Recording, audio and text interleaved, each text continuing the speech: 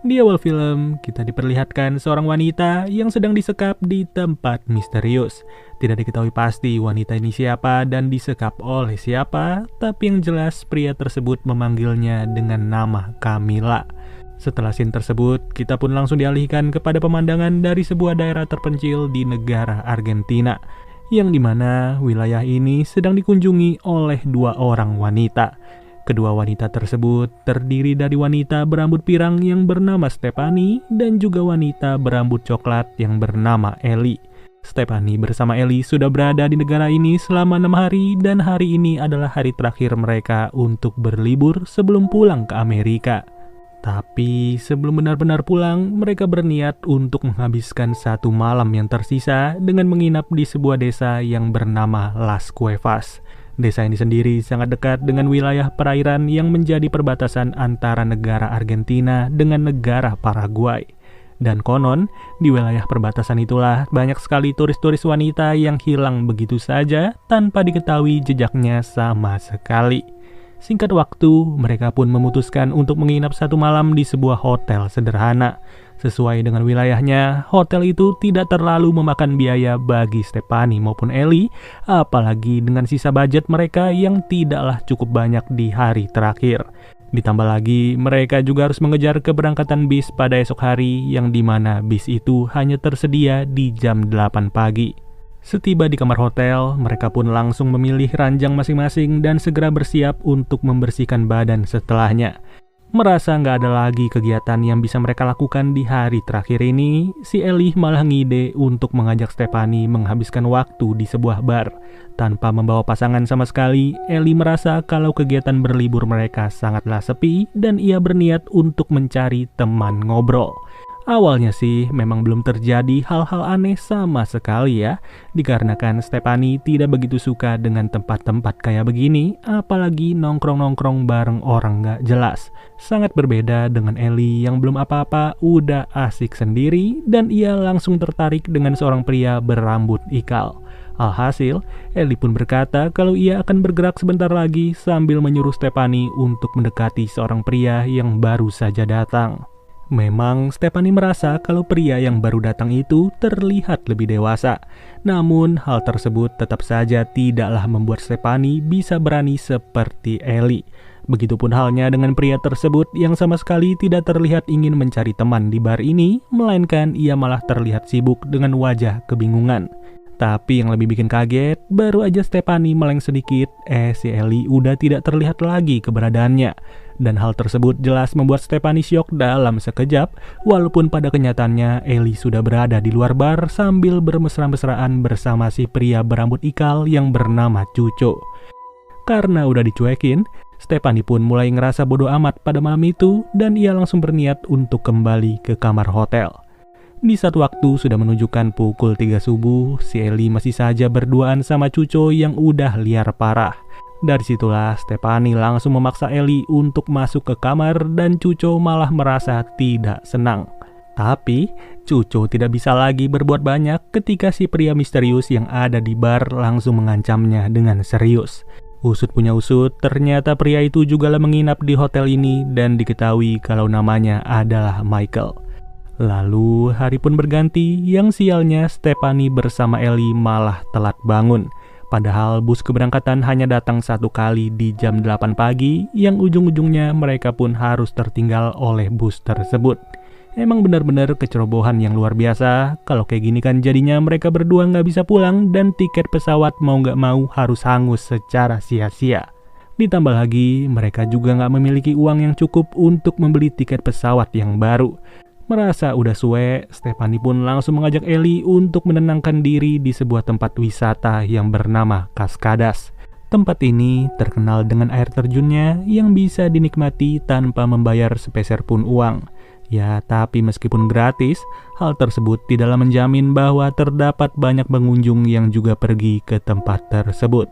Tapi apa boleh buat, namanya juga turis, jadinya mereka pun malah menikmati suasana sepi dan bahkan merasa nyaman untuk berada di sini. Sampai-sampai Stephanie bersama Ellie berencana untuk berjemur saja sambil menyambut sore hari.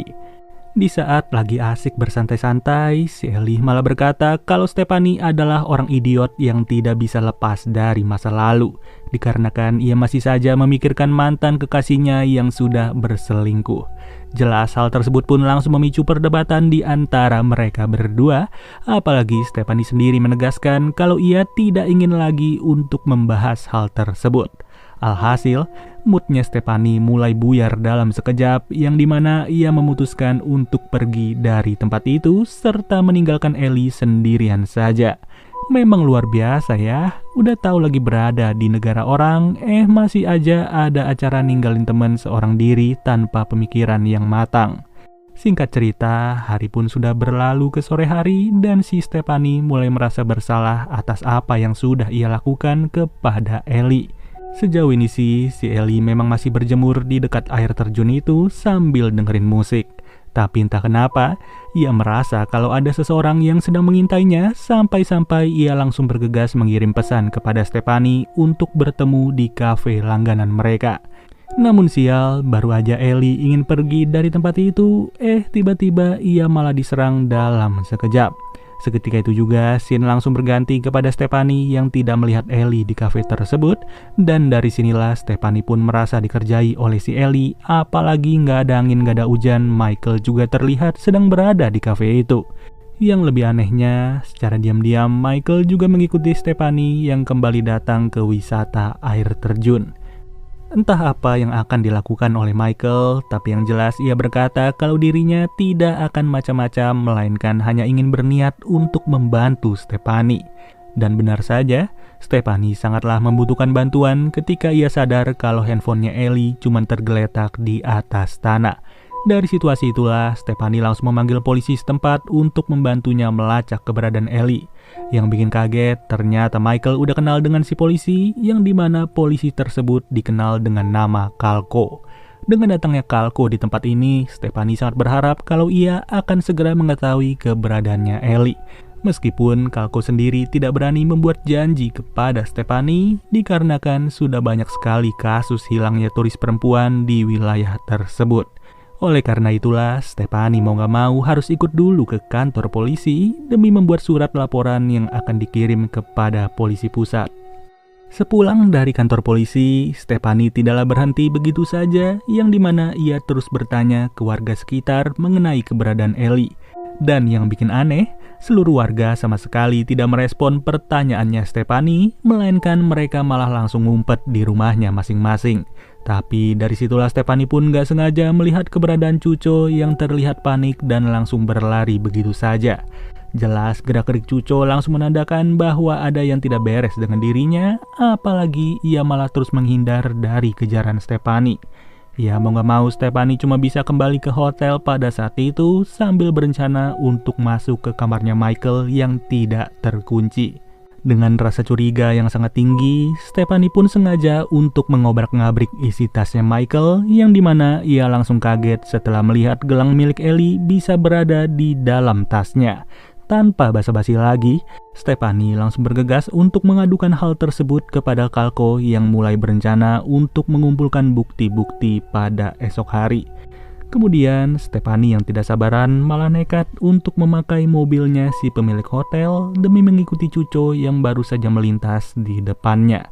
Kilometer demi kilometer sudahlah dilewati oleh Stephanie dan sampailah ia ke suatu wilayah tertutup di penghujung negara Argentina. Terlihat jelas kalau wilayah ini sudahlah ditinggal pergi oleh para masyarakat, apalagi suasananya juga mencekam dari ujung ke ujung.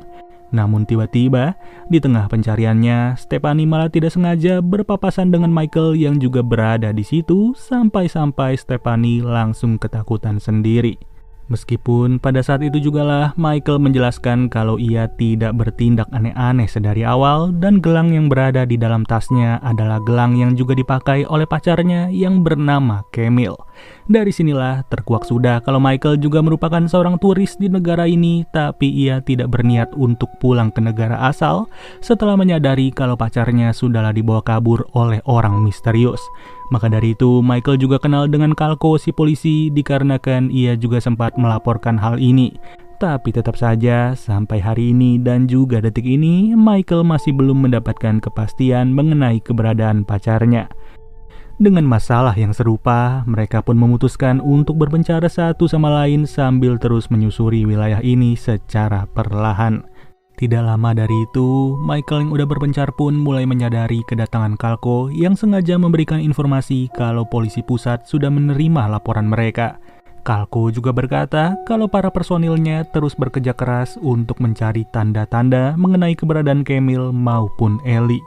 Sedangkan di sisi lain, Stephanie mulai berjalan ke wilayah pesisir yang dimana di daerah itu cuma terdapat sebuah bangunan tua. Tanpa pikir panjang, ia pun masuk ke bangunan tersebut dan mengejutkannya, Stephanie mulai yakin kalau Cucolah biang kerok dari semua ini. Tidak perlu bukti yang bertele-tele, dari sini terlihat jelas kalau Ellie sedang disekap oleh si Cuco. Mau gak mau, Stephanie pun langsung mematikan genset yang diandalkan Cuco selama ini dengan harapan ia bisa mengendap-endap untuk membebaskan Ellie. Yang benar saja, dari momen tersebutlah Stephanie pun berhasil membebaskan Ellie, meski pada akhirnya Cuco juga menyadari perbuatan itu. Bisa dipastikan tidak ada cara lain yang bisa dilakukan oleh Stephanie maupun Ellie pada saat ini selain berlari sekencang-kencangnya dari kejaran Cuco. Beruntung mereka pun berpapasan dengan mobilnya Kalko yang sedang melintas dan dari situlah si Ellie malah kena dorong oleh si Cuco. Sampai-sampai kepalanya terbentur batu serta tewas di tempat. Entah kesialan apa yang Stephanie dapatkan, tapi yang jelas usahanya tidaklah berarti sama sekali setelah ia sadar kalau terdapat paspor si Camille di dalam mobilnya Kalko. Ya, bisa dipastikan Kalko bukanlah polisi baik-baik, melainkan dirinya tersebut sudah bekerja sama dengan Cuco. Sialnya, dengan mengandalkan kepanikan Michael, Kalko pun berkata kalau ia akan menukar keberadaan Camille dengan Stephanie. Yang ujung-ujungnya, Michael setuju dengan hal tersebut dan dari situlah si Michael langsung ditembak mati oleh Kalko sendiri. Di malam itu jugalah Stephanie langsung dibawa pergi dengan sebuah kapal yang dimana si polisi munafik sudah berjanji dengan seorang pria berwarga negara Paraguay. Yang tidak lain tidak bukan, selama ini Kalko sudah menjalankan bisnis perdagangan manusia secara diam-diam serta ia juga sudah mengancam seluruh warga untuk tutup mulut. Merasa tidak ada lagi kesempatan lain, Stephanie pun nekat untuk menyerang Cuco secara diam-diam dan juga menceburkan diri pada saat itu. Atas perilaku itulah, tali yang menyekap Stephanie pun langsung tersangkut ke baling-baling kapal dan seketika itu juga Kalko mulai menyadari perbuatan Stephanie. Beruntungnya, Cuco sama sekali tidak bisa berenang, yang dimana kali ini ia harus tewas begitu saja setelah terjerat di sebuah jaring dan tenggelam setelahnya. Dengan perlarian yang sedang berlangsung, Stephanie pun tidak bisa kabur lebih jauh setelah keberadaannya sudah ditunggu oleh seorang pria. Bisa dipastikan, pria tersebutlah yang berniat untuk membeli Stephanie dari tangan Kalko, yang ternyata Stephanie sendiri sudah ditawar dengan harga $6.000. Tapi transaksi itu tidak bisa berjalan mulus setelah Stephanie terus mencoba untuk kabur dari kejaran Kalko. Saking paniknya, satu-satunya warga yang tinggal di wilayah itu pun mulai tersadar dengan teriakannya Stephanie. Namun lagi-lagi, warga yang tidak bersalah itu malah harus tewas dalam sekejap setelah di headshot oleh Kalko secara cuma-cuma.